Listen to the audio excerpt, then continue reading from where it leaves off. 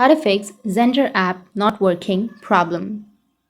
So if you want to fix Xender app not working problem, then here you will have your application, right? So you just need to simply tap and hold on to that application, go with the app info.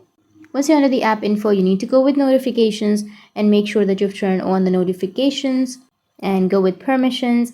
Under permissions, make sure that you allow the camera, location, and all of the permissions that it is asking, and go with storage and cache, and you can go with clear cache and clear storage. Once you've done that, you need to go back and you need to relaunch your application and your problem might be fixed. But if that still doesn't fix your problem, then you just need to simply open up your Play Store or your App Store, go with search, and here you need to search for Xender.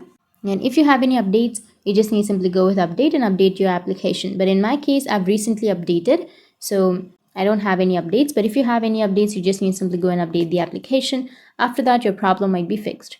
But if that doesn't, then open up your settings, scroll down, go with system update. And if you have any updates under your system, then you just need to simply go and update it. And after that, your problem might be fixed. So that's how you can fix your Xender app not working problem. And if you have any questions, feel free to comment below. Thanks for watching.